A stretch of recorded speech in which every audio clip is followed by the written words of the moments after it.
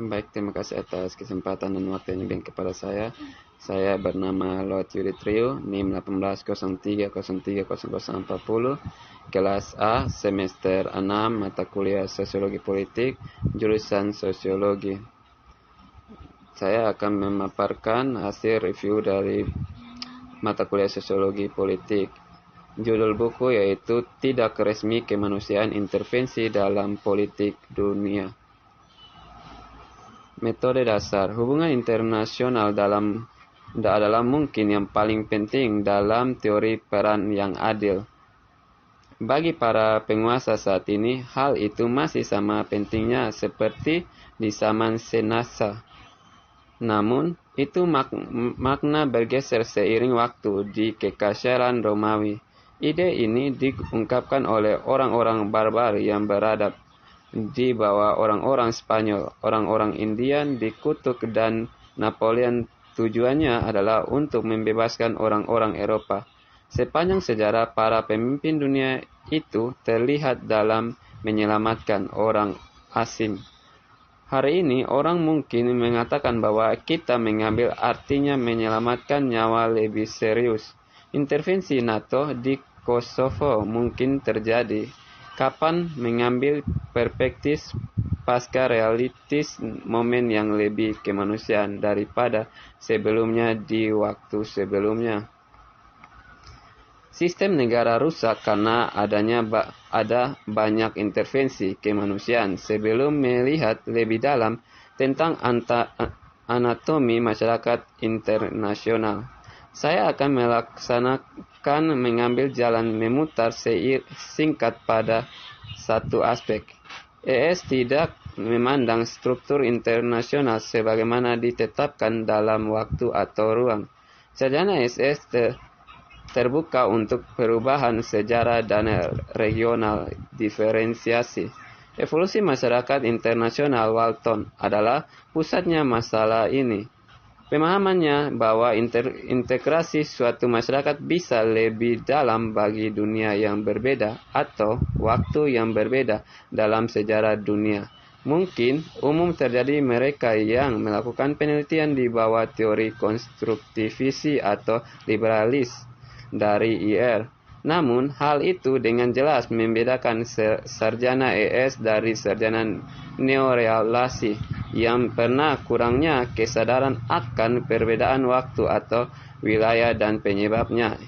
Itu mengandung pelajaran penting untuk debat HI, dan penelitian ini bermanfaat untuk diambil pandangan terpisah tentang wilayah yang berbeda dan bahkan mungkin waktu dan era yang berbeda. Sekolah Bahasa Inggris sebagai paradigma teori untuk analisis institusi oleh lembaga dalam pengertian ini bukan lembaga hukum positif saja, dimaksud sebagai Liga Bangsa-Bangsa atau PBB tentang lembaga fundamental. Faktanya, Bull menyebut entitas masyarakat internasional ini lembaga semu yang dijelaskan oleh ia adalah praktik dan pola perilaku negara dalam masyarakat internasional. Mereka perlu dikenal dan dipraktekkan oleh masyarakat negara. Modern telah melengkapi faktor penelitian sekolah dengan studi luas tentang masyarakat yang ada di istilah ES disebut lembaga sekunder. Kondisen menawarkan pengalaman yang baik berdiri di atas fungsi yang berbeda dari institusi fundamental dan sekunder. Institusi fundamental diistimewakan secara ontologis dalam arti mereka merupakan masyarakat internasional seperti itu. Hukum internasional. Lembaga kelima dan terakhir adalah hukum internasional yang dibentuk melalui aturan umum masyarakat internasional.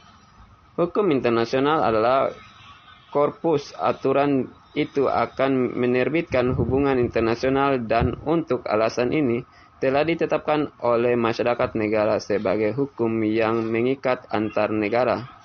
Lembaga ini memiliki 3 fungsi bagi masyarakat internasional. Deklarasi dari fundamental struktural masyarakat internasional, kodifikasi hukum dasar-dasar konsistensi dan kerjasama serta pembentukan kesepakatan dengan aturan umum tersebut.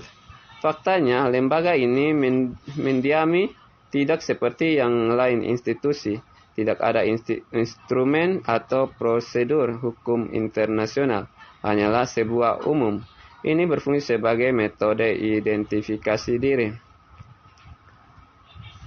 Sejarah sekolah Inggris telah menguraikan 2 asumsi normatif tentang masyarakat nasional. Kelompok sarjana pertama melihat masyarakat internasional mampu menegakkan tuntutan untuk keadilan solidaritas antara negara, terutama mengenai hak asasi manusia dan perlindungan mereka. Karenanya, mereka disebut solidaris.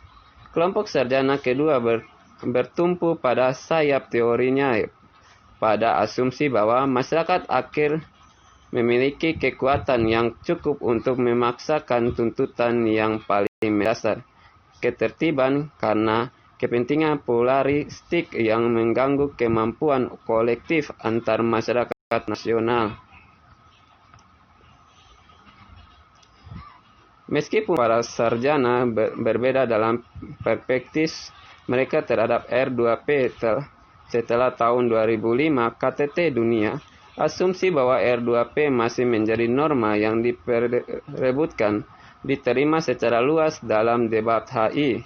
Bukti dari norma yang diperebutkan adalah yang paling utama disediakan oleh intervensi liberal pada tahun 2011.